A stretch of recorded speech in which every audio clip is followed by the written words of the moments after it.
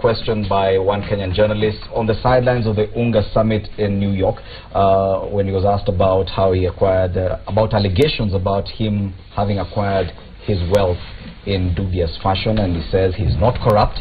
But now let us talk about other things, and we start off with Nairobi politics. And last week we saw John Harun Mwau, he of the Party of Independent Candidates of Kenya, declaring his interest in the Nairobi governor's seat. Now, this is already a crowded race. Even within Jubilee itself, we have at least 6 candidates who want to be governor of Nairobi. Within CORD, of course, the politics has continued. It is a coalition ticket between ODM and Wiper. And, of course, there was a debate on whether or not Kidero will get a ticket, will be on the ballot, because he complained to the party about Junet Mohammed, who's the director of elections, saying that he will not get the ticket. There's already politics in that. There's already a struggle on whether or not he should run on for that seat. But now we see someone else still coming in and saying he's interested in this seat. Is there space for any other candidate? Absolutely. I mean, it is. We are in a democracy. The political market is now opened, and people have a democratic right to come up and present their candidature and to compete for attention. But the question you might be asking is whether any of these people would make it to the ballot, and that is where the difference comes. Would come when the bigger players, the bigger political parties, would show their muscle and come up with the two candidates, the two main candidates. And I think in the end, this race for Nairobi would be a two-horse race between the two bigger coalition, Jubilee and CORD. And I have no doubt that it's going to be an interesting battle. Yeah, so there's no space for Harun Mwau? No, I wouldn't say that. I think he has the right to do that. But whether he would be able to appeal to a significant number of voters in Nairobi to be able to go all the way to be elected is a big question mark. Yes. I doubt, to be honest. And I think he comes from your constituency.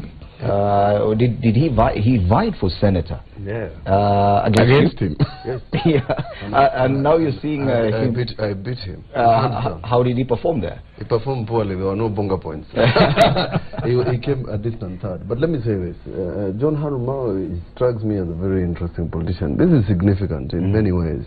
That from MP Kilome to contestant for the Senate in 2013, and then contestant in the by-election, my by-election, and then to Nairobi.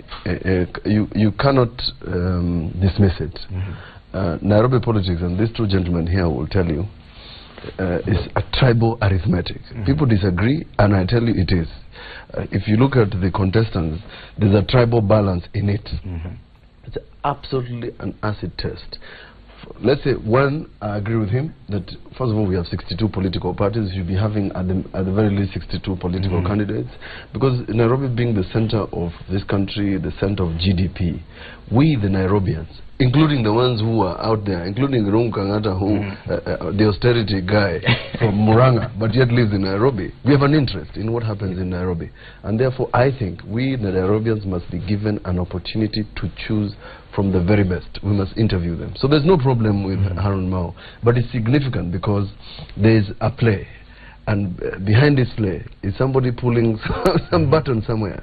There's somebody pulling either coalition, but it will be significant to see how he's going to reinvent himself back into the city from Mukambani politics. Are you saying one of the political formations is trying to dilute the votes of the other side by introducing this new candidate? All the candidates who are introducing this game are trying to dilute or increase the votes of either of the political divide in a tribal arithmetic. Yes. It's a fact of life. There are people who are sitting quiet. There are people who are propelling other candidates so that their tribal bloc remains the same. It's there. That is a play. Nobody will accept it, but it's a fact. What I'm saying is that we, the people of Nairobi, this being the one of the capital city of this republic, have a right to have as many candidates as possible who we can put on the table. And I'm hoping the newspapers, not newspapers, TV stations like yours, are going to put these people on a podium one of these fine days, all of them, and we ask them serious questions. You develop a blueprint. Ask them about garbage. Ask them about insecurity. Ask them how they are going to deal with the GDP here. Yes. How are they going to make sure that out of the billions that are collected in Nairobi, then we can have a city that we can make a difference. Those are the issues. Yes, Bwana Kangata, do you agree with the senator that there's more than meets the eye? That probably his candidature does not just, it's not just him, that probably one of the political formations is pushing for his candidature just to dilute the other side? Well, for me, I cannot say that. I have no evidence. I would only make a conclusion. But as a politician, you can make a political deduction from it. No, well, of course, I always make a conclusion based on evidence. Yeah. And so far, and of course, I also know that person based on history is a quite strong-willed person who is never usually prompted by anyone. So all likelihood is that he's just vying out of his own conviction. Be that as it may, I concede that it appears his chances of winning are quite low, taking into account this is a tribal race.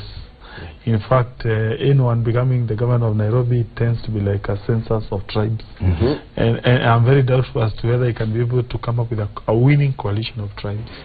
It remains... But you do agree, even if he doesn't win, he will definitely affect one side. Yes. Well, it depends. You may come from a certain tribe, but those tribesmen tend to be rational voters. They can tell whether you have a probability of winning or you don't have. So when they see you, yes, fine, you are one of them, but will you win? Every likelihood, particularly in Nairobi, they will not support you. They will switch allegiance to a person who has a high likelihood of winning. So I don't foresee him denting anyone's vote, because all likelihood is that he is yet to gain traction. Yes. Maybe he can, but there is nothing so far pointing towards the likelihood of him gaining traction. It remains a Jubilee vis-a-vis Accord affair. Now, we seem to have forgotten to introduce Brian Weke, the CEO Institute for Education in Democracy. Karibu Sana. Thank you. Today you came in a bit late. You just sneaked into the panel. But I think this is the right time for you to come in because you're very much involved in Nairobi politics. And same question I asked Mheshimiwa Hassan. Is there space for Harun Mwau in the race for Nairobi governor? First of all, let me say this. You know, when I saw the governor writing to the party using the seal and hand of the governor of the city of Nairobi, complaining about the fact that ODM will not give him the nomination certificate, I was wondering why was the governor doing that, and yet he is the only one who has declared that he is running on an ODM ticket, and to a larger extent on a CORD ticket. So, of course, and I told you last time, when you see that happening, then the big issues. Now, listening to Mutula Kilonzo, you see, when a politician speaks, do not take whatever he says on a face value. Look at the inverse of what he's trying to say. And you've heard him say clearly that, if you listen to him, he says Harun Mwau is a serious politician. And by the way, do not underestimate him. Now, first, you know, I'm hearing people talking about the formations and the coalitions. You are aware that PIC is actually part of CORD, if you look at the last election. So depending on how he negotiates within the CORD coalition. And by the way, when you hear Junet mention that, and when you see how the governor responds to what Junet says, know that there is a huge problem. Yes. Now, people do not understand that in Nairobi, the CORD vote as against the Jubilee vote in the last election is only 31,000 votes. The CORD vote has only 31,000 votes more than the Jubilee vote. So depending on who becomes the candidate, then you will see a number of things. Now, for instance, if Kidero is given the ticket for CORD and Harun Mwau runs on his own, do not underestimate Harun Mwau, because money in our Nairobi politics is not something you can underestimate. If you have money to activate different constituencies, then clearly if Jubilee was to present a candidate, then CORD presents Kidero and Harun Mwau runs as an independent, of course he will remove the Kamba vote from the CORD coalition. Clearly, it is a fact. Yeah. Clearly, Jubilee would definitely win the seat. Again, if Sonko, and I've always said this, I don't know why Irongo Kangata are trying to reinvent candidates for Nairobi. If you are to give Sonko the ticket for Jubilee, it is a done deal. Whether you present Aaron Mwau, you present Kidero, it is a done deal. So again, and that's maybe the calculations that are being done. And I'm thinking in the next 2 months, you're going to see very serious heavyweights, even within CORD, depending on the negotiations. You will see a lot of changes. And because people are still discussing, you'll be very shocked that you will see very big names being presented. And Nairobi is one of the key discussion seats that will be had at a very high level. So still, and as you're seeing, it's still too early. It's still too early. And I'm happy when I hear my brother, Honorable Mtula, saying, let's have as much as we can, because that helps in terms of debate. And let's look at who has capacity. And I think where again Mutula is saying that he's not saying is that the current governor has literally failed Nairobians. And those are serious discussions that we definitely will have at that particular time. Okay. Now, of course, the seat in Nairobi is one that has generated quite some interest, even in terms of this discussion of the CORD party, registering CORD as a party. And I want us to move to that discussion now, because there's this push and pull on whether or not CORD, after registering a party, should have joint nominations from the top down. That means from the president, governor, up down to the MCA. Wiper came out strongly and said there's no way. Okay, I remember Secretary General Omar Hassan saying that Wiper as a party will field candidates in each and every possible elective position in this country. Yes. A few days later I hosted the ODM chairman, and you're saying the best way to go about this is to have joint nominations. But there seems to be a very huge disconnect among the affiliate parties, between the affiliate CORD parties, on whether or not this joint nomination process would work vis-a-vis having a coalition separate nominations. But they do agree that Nairobi, it should probably be a joint nomination. Yeah, like now it is a CORD ticket, not a Wiper or ODM. But when it comes to other positions, then you go separate ways. Why the confusion? It's not a confusion, it's a discussion, because we are not there yet. Nairobi, and we have there almost 3 or 4, minimum 4 flashpoints. That is Nairobi. And in the coalition agreement deposited with the Register of Titles dated 4th of December, you will see that CORD agreed on the position in Nairobi. And I expect, because you have a contest between our Secretary General Wiper and you have the Deputy Party Leader ODM in Mombasa, that you ideally should have a similar arrangement. Go to Kakamega, you have the Deputy Party Leader of Ford Kenya and the Deputy Party Leader of ODM. That's where you have flashpoints, and that's where the joint nomination issue will come about. So that will only happen in very few places. So it's not a confusion. Remember, the target would be, and you might not know, Jubilee says that the reason why they have a joint ticket is national unity and, you know, blah, blah, blah, all those things. It's about political party funding. Yes. Because when you are together, it's easy political funding.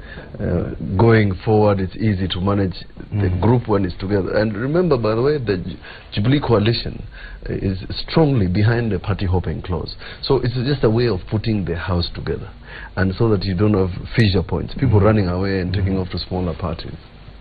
So going forward, you're going to see a little more negotiation. That is why I'm saying the entry of Harold Mwau should not be taken for granted. It is part of a grand scheme in either coalition to find traction or to close some areas for some coalition who want to venture into those areas. You're going to see a little more of it. This is going to be one of the most highly, in fact, it will make the presidential race look like a walk in the park, Nairobi race. And remember, out of Jubilee, you must have only one candidate. Yes. Out of CORD, you must have one candidate. And none of them, after being gazetted to contest for those nominations, will leave that political party. Yes. So, nominations to election, you're going to have something that you will be on news for at least 3 months, continuously, in Nairobi and some other places. Yes. But in terms of the joint coalition, it's a good thing. So that when CORD then, because there's a way, something that is happening in Nairobi, and the ones in the coalition will tell you that the governor's seat looks like it's an ODM seat. And therefore it's a coalition seat. No, it's a coalition seat, but they will tell you this is an ODM seat. And so this other one for deputy, in Mabakshishi, we gave you something small. Muskie Mukosawa. It's those impressions that you want to remove. If you have a coalition governorship, it must work as a coalition. It's those small little impressions that creates a problem. It then creates the sentiments expressed by Weke. Because now, the day we are to blame the problems in Nairobi, who do we load the blames on? We load them on Kidero. Yet it's a joint ticket. Yes. This is what I'm talking about. Okay. And in terms of Nairobi politics, and when you see joint nominations for CORD, and the struggles within Jubilee, because you still haven't found out a way of settling down the upheaval that has been created by this nomination, because now everyone is worried who will get the ticket. What way forward? I'm surprised by that question, because you're assuming that political competition in a democratic system is an upheaval. It is not. It is a healthy exercise that quite a large number of people have come out to compete for the Nairobi Jubilee position, and it's good for us. This is our capital city. It is the biggest economy. Yes. It is the center of government. It is the center of attention, and we need to build a world-class city. Yes. And that is in the interest of all Kenyans. So the more we get, the better the choices there are for the people of Nairobi to select come the election time. So I don't see it as an upheaval. I see it as a healthy political exercise in our emerging democracy. The other element I wanted to touch on is this issue of selection, and I find that the Wiper position a bit of a double standard, saying that in the case of Nairobi, because of the challenges that we face, we're going to change the rules and we're going to have a joint ticket. But when it comes to other places, we're going to use a different formula. I think whatever you may say about the Jubilee alliance coming together, we have resolved those issues. We have merged all the political parties. We have decided to have one single slate of selection, and be it political party funding, be it national unity, all of those factors favor our political party in the sense that we are fighting for national unity, we are fighting against regionalization and ethnicity, and we're fighting for a strong, ideologically driven political party. And therefore, it adds to the drive that we have of moving away from what we have now, which is not satisfactory. Parties based on regional or tribal lines, and creating a better tomorrow for all of us in terms of our political direction. Now, in the case of Nairobi, I think it is important for Nairobians to think not about demagogues or popular characters, but the quality of the leadership of that person that we're going to select to lead our capital city. And I think you should also think about the future of this city. I have lived in 24 cities or more around the world, you know, in London, New York, Johannesburg. This city is underperforming. This city is below par. It is facing a lot of problems that does not make me happy about the future of our capital city, the future of what kind of children or what kind of people we're going to bring up in our city. So we really need to think very seriously in this election to make sure that we elect a leader who can lift this city up, make this city a winning city in terms of investment, in terms of development, in terms of livability. Yes, a very idealistic approach to politics. No, but many cities have been transformed by the leadership that they have. Nairobi has one of the best opportunities. You know, in terms of weather, this is the best city to live in the world. 365 days of sunshine. Yes. We could, only that could sell our city. I do agree. If we can get the infrastructure and other factors right. I do agree, but Bwana Kangata, we understand our politics is very far from ideal. No, yeah. And to be honest, even in Muranga, we've seen the kind of fights that have been brought about by this merger of Jubilee Party, because now the struggle is for that one ticket. And as opposed to when it was JAP, and it was a coalition of parties, because that's what CORD is. They're still negotiating whether or not to go for joint nominations. Do you think Jubilee now stands a better chance, as opposed to CORD, which has, they're still talking about corporate membership, one joint presidential ticket, but every party goes its own way? What is happening in Muranga could have happened even without Jubilee, because, for instance, we could have said, let's say, for instance, Central Kenya leans to TNA, Rift Valley leans, let's say, to RP, meaning the people in Muranga will be fighting for the TNA ticket. True. So it's neither here or there to say what is happening in Muranga has something to do with the fact that we are in one party now. Number two, I also foresee a situation where the problems which these guys are facing, they will not bedevil our party. Because now you have heard what you're saying about the issue of Nairobi, Kakamega, Mombasa, where you find several candidates very strong of various political parties fighting for one position. So they have to resolve that issue. Because now everyone must now go into Jubilee and fight it out. When you lose out, you go home. So it makes all the sense in my own assessment. Yes. If they want to overcome those problems, I think they need to take that leap of faith and decide to dissolve all those parties. By doing that, this issue of saying, I don't know who is who, no, that is going to die. Because I foresee a situation where it may even impact on your presidential campaigns. Because what will happen, some of these guys, for instance, let's say for Mombasa, you have Sujoho, we have Umar Hassan. Either of them ought to be campaigning for the presidential candidate of that political party, as opposed to a situation where all of them are angling to come back to maybe to political position, as opposed to either of them using his ideas to campaign for Raila Odinga. It will impact on their presidential candidate.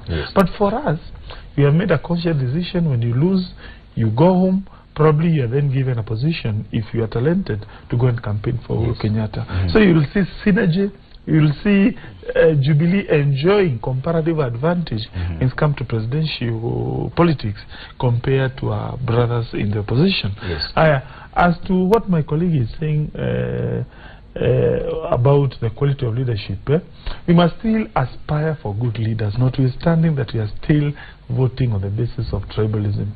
So the fact that we are still caught up in that primordial web doesn't mean that pick the best from our tribes. we must still continue, particularly in Nairobi, as it correctly says, looking for leaders who are going to give us good services, who are going to ensure we have good public services in Nairobi as compared to other cities that we are comparing ourselves to. And I agree, the kind of leadership our colleagues are producing in Nairobi is quite pathetic. I hope Jubilee wins every year, because I would imagine Jubilee may do a better job compared to our colleagues in Nairobi, because we are quite competent in management of the economy. back to the CORD issue between joint nominations or separate nominations between the parties. What do you think would work for CORD? I think three things for me. One is with a new law that technically does not allow for party hopping. After nomination? After nomination. Actually, not really after nomination, because what the law says, and this is what political parties will do, is that you're supposed to forward your membership names 90 days 90 days to election. Then you need to do nomination 60 days to election. So no political party will do their nominations before that, for obvious strategic reasons. What that means is that, and Fred, you're going to see violence that you've never seen in this country at the nominations level, because it is a matter of life and death. The stakes are so high. And when you hear Irungu Kangata saying that nothing has changed tremendously, because in Central, when they are TNA, then they are TNA. That's not the case. And if you look at Central, it is one of those areas where they make very independent decisions. Yes. So regardless of whether you are a TNA candidate, there's always a friendlier party where they can actually move to. Now GNU has lowered its flag. I saw the political parties registrar saying PNU as well has lowered its flag. So that leaves Jubilee Party as the party. So the stakes to a large extent will be very, very high. Now, as regards the question about CORD fielding joint doing joint primaries, the question is not whether, the question is how. Because if you have analyzed the last election, Raila and Kalonzo, the people who voted, the constituencies that voted for them, and as an outright winner in the presidential race and lost the constituencies, were actually 45 seats. So CORD lost 45 seats, and Jubilee only lost 5. Only 5 constituencies that supported the president was won by a different political party. And in many instances you would find KANU and the GNUs. So that in itself, so it's not a question of whether. It is a question of how. They have to hold joint nominations. Because running this country as a president and you do not have a majority in parliament is an exercise in futility. So the question can never be if or whether. Is how. So, and of course, again, according to the law, and I want to advise my senior in the profession, you guys have to register CORD, because again, you cannot present a candidate if the party is not registered. True. So, even as they discuss, they ought to have registered the CORD first. To ensure that if and when they agree on how, then they are safe within the law. Yes, it is not if, but rather how. Not if or whether, but rather how CORD should hold its joint nominations. Now, as we continue our discussion, something very interesting is happening in our other studio. My colleague Willis Waburu and Joy Mudhengi, they have with them a number of chefs who are preparing fresh juices. Willis, what's exactly happening there?